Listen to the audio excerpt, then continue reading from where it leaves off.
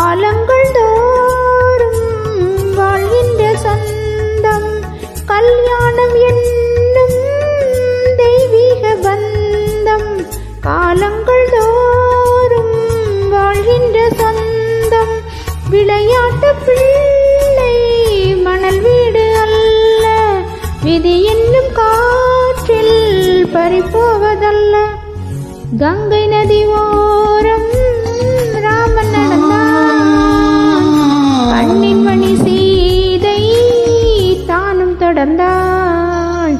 மெல்ல மங்கையவள் சீதை முள்ளில் நடந்தாள். மன்னனவன் கண்ணில் கங்கை வழிந்தாள். உள்ளம் நெகிழ்ந்தாள்.